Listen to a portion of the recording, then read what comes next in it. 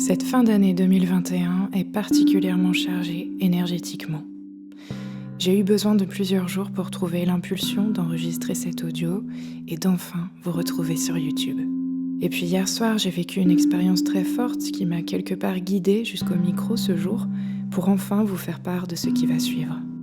J'ai envie de partager cette expérience avec vous, au risque d'être, une fois de plus, incomprise ou jugée. Mais peu importe. Il est temps d'oser nous montrer tels que nous sommes, avec humilité. Hier soir, lors d'une petite session d'imagerie mentale, provoquée par un médium américain que j'apprécie tout particulièrement, Nicholas Ashbaugh, je me suis vue courir très vite dans la forêt, dans le corps d'un loup. Puis, à mesure que je gagnais en vitesse, ce que certains appellent le troisième œil s'est comme ouvert. C'est en tout cas le sentiment que j'ai eu. Et j'ai fini par me retrouver propulsée dans le ciel, comme tirée par deux énergies, et je me suis alors sentie comme étant une étoile à quatre branches. Je baignais alors dans l'immensité du cosmos, entourée de milliards et de milliards d'autres étoiles, toutes très différentes les unes des autres, toutes émettant une lumière différente, et puis j'ai ressenti une paix que je ne pourrais pas vous décrire ici, mais le moins que je puisse dire, c'est qu'elle était paroxystique. Tout, absolument tout, à cet instant, était à sa place. J'ai ressenti un alignement complet, profond, une sérénité parfaite. Et puis, toujours dans cette imagerie, je suis redescendue sur Terre et je me suis retrouvée assise au sommet d'une montagne, assise en tailleur, un sourire sur les lèvres, toujours habitée par ce sentiment de paix que je qualifierais par la suite de foi. J'ai ensuite rouvert les yeux et je me suis remise à vaquer à mes occupations dans la soirée jusqu'à aller me coucher assez tôt comme je le fais en ce moment, c'est-à-dire avant 22h. Et toute la nuit qui a suivi, je me suis retrouvée dans l'expérience totalement opposée. J'ai, on pourrait dire, sombré dans les tréfonds les plus profonds de mon inconscient. J'ai enchaîné, en d'autres termes, cauchemar sur cauchemar, remontée de refoulés, remontée de souvenirs traumatiques, de douleurs psychiques abominables, et j'ai revécu ce que l'on appelle une série d'angoisses nocturnes, on ne peut plus sombres, on ne peut plus déstabilisantes. Et pourtant, tout au long de la nuit, je me suis observée tenir bon, ne pas y prendre part, et me réveiller ce matin, malgré tout, en pleine forme, prête à commencer ma journée et à continuer à être, continuer à honorer mon incarnation. Puis, le besoin d'enfin partager et de mettre des mots sur cette canalisation, la partager avec vous, est arrivé. Voilà ce que j'ai entendu et ce que j'ai à vous dire. Toutes les personnes qui travaillent profondément sur elles-mêmes ont l'opportunité de se saisir de beaucoup de points de ressourcement sur cette fin d'année. Nous recevons indéniablement comme des récompenses, entre guillemets, invisibles, subtiles, mais on ne peut plus puissantes et profondes.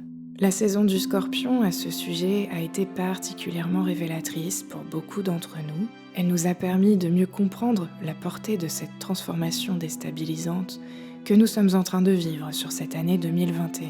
Transformation collective, bien entendu, mais transformation individuelle en premier lieu, car il n'y a pas de collectivité sans individualité, ce qui est une idée peut-être que certaines générations ont eu tendance à négliger, et je crois que nous en payons les frais aujourd'hui.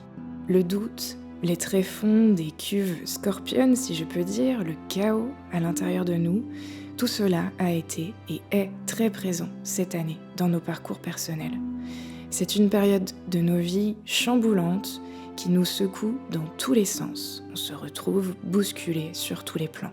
Nous sommes plusieurs à être tombés à plusieurs reprises en ayant l'impression souvent que cette fois, on ne pourrait vraiment plus remonter. Et pourtant, la fin d'année arrive, la fin d'un parcours, j'ai envie de dire, et l'on est toujours bien là, plus fort que jamais. Avec des cicatrices en plus, certes, mais une résilience que l'on est capable de reconnaître à l'intérieur de nous et qu'il va nous être de plus en plus nécessaire d'habiter dans les temps qui viennent.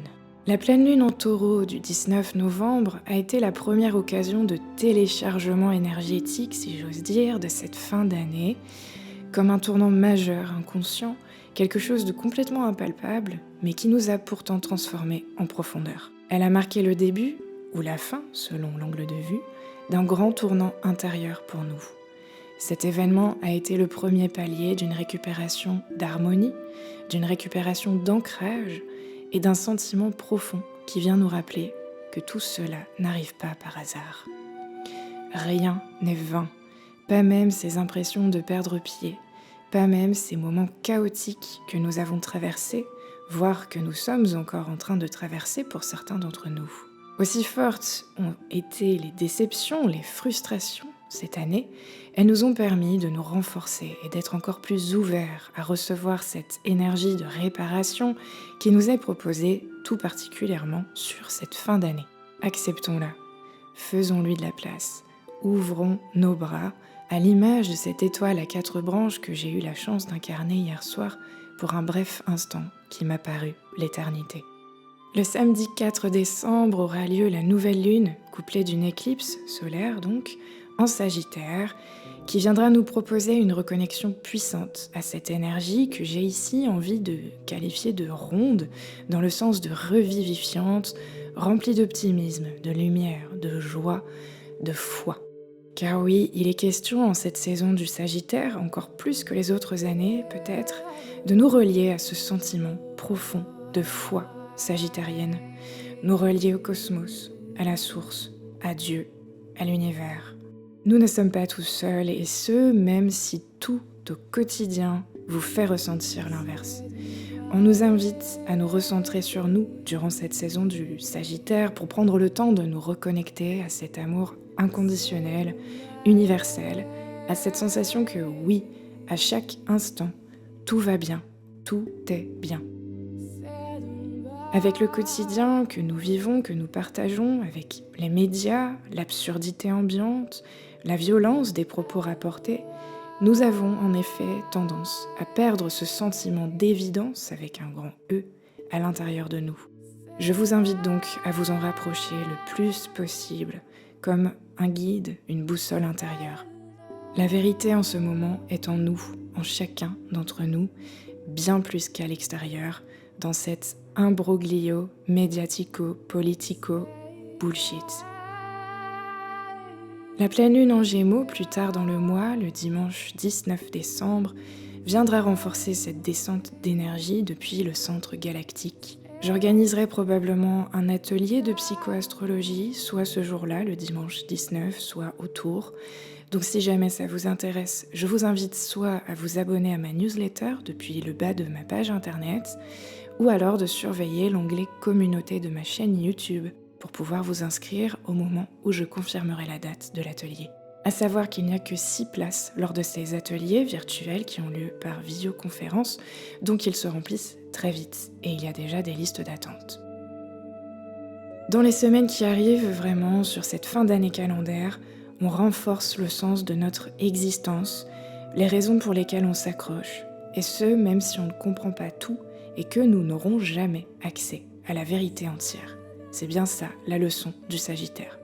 Ce sentiment d'être au bon endroit doit suffire, et c'est à lui que l'on nous demande de nous rallier sur cette fin d'année pour définitivement laisser la panique, l'angoisse, le doute et le chaos derrière nous. Nous ne sommes pas là pour rien, aussi folle la situation collective, globale, semble être parfois. Gaïa sait parfaitement ce qu'elle fait. Le ciel tout entier est maître de cette situation. Ils en ont vu d'autres. Et l'expérience que nous sommes amenés à vivre tous ensemble à ce moment si particulier de l'évolution n'a pas de prix. Nous nous transformons à une vitesse phénoménale. Les clés que l'on nous propose durant ces dernières semaines de l'année sont vraiment très puissantes et elles pourraient là aussi nous faire peur. Le sol tremble sous nos pieds, nous perdons nos anciens repères. Notre ancienne peau est vraiment cette fois en train d'être retirée, laissant place à quelque chose d'inconnu. Quelque chose à quoi nous avons encore jamais eu l'occasion d'être confrontés. Une toute nouvelle version de nous-mêmes. Lors de cette saison du Sagittaire, je vous encourage vraiment à vous tourner vers votre intériorité et à ne pas laisser l'extérieur vous dire quoi et comment faire. Reprenez les commandes de votre navire, faites-vous confiance et écoutez-vous. Oui, vos valeurs comptent. Oui, vous avez le droit de ne pas être d'accord. Oui, vous avez le droit de vouloir vous retirer, vous désolidariser de votre entourage proche. Et il n'y a aucune trahison faite ici, aucune culpabilité à développer. Nul besoin pour autant de rentrer dans la confrontation agressive, dans le combat, dans la lutte stérile qui épuise bien plus qu'elle ne permet d'avancer à ce stade. Sur cette fin d'année, sur cette transition vers 2022, plus que n'importe quand, je vous encourage vraiment à vous replier sur vous-même et à travailler sur ce qui vous traverse, tout en cultivant le calme, la paix et cette recherche de la joie en toute chose. La saison du Capricorne qui suit est en effet une saison propice à l'isolation, au repli sur soi. C'est une énergie que j'affectionne tout particulièrement, une saison de l'année qui permet le vrai cocooning.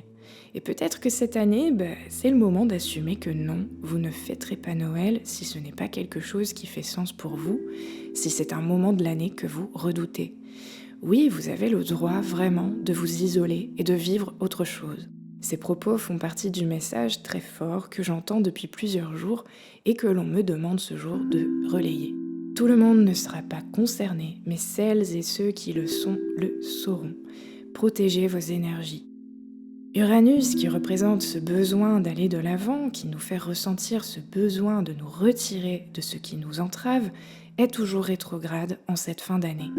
Il le sera toujours au moment du 3e et dernier carré exact avec Saturne, qui tombe, comme par hasard, le 24 décembre prochain, la fameuse veille de Noël.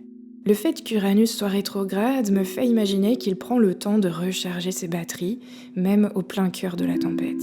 Oui, le monde est absurde, la collectivité semble avoir perdu les pédales, les mesures drastiques, saturniennes, prises par l'extériorité, sont on ne peut plus incompréhensibles pour cet Uranus qui ne demande qu'à envisager un changement de point de vue, mais qui espère bien entendu dans le fond un radical changement de paradigme.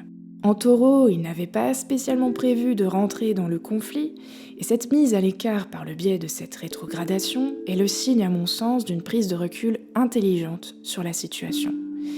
C'est aussi un signe de maturité pour cet archétype uranien que l'on s'imagine pourtant plutôt volontiers assez proche d'un archétype martien qui fonce tête baissée sans réfléchir. Ici, au contraire, sa volonté de changement, il le sait, nécessite ce temps de repli, cette pause, ce retrait du monde bruyant et qui a perdu la foi.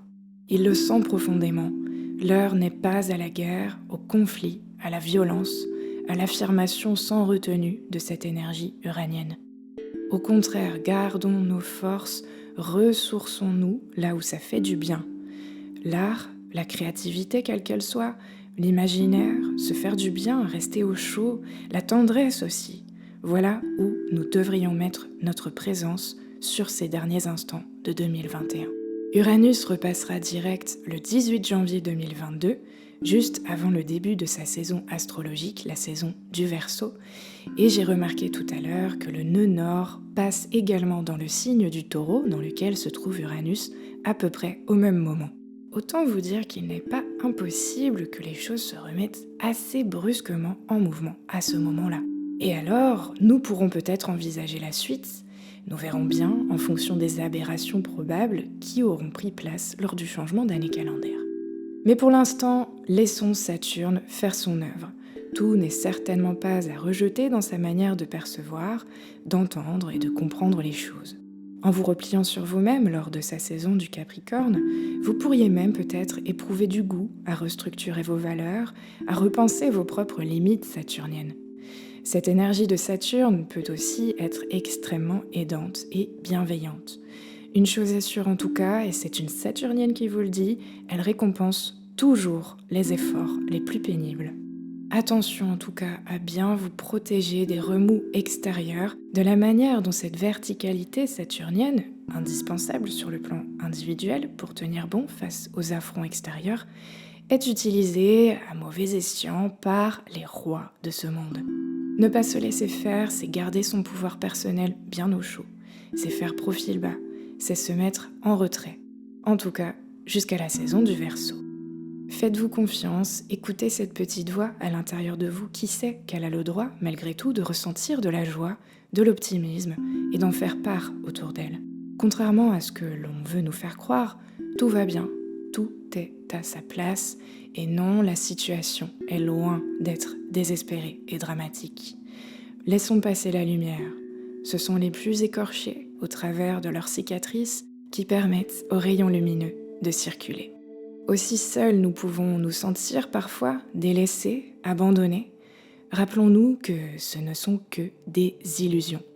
Nous ne sommes vraiment pas venus nous incarner à ce moment si particulier de l'évolution par hasard. Reconnaissons-nous les uns les autres, respectons-nous, prenons soin des uns et des autres, plutôt que de nous déchirer pour des histoires d'ego. Rappelons-nous de qui nous sommes, de la poussière d'étoiles.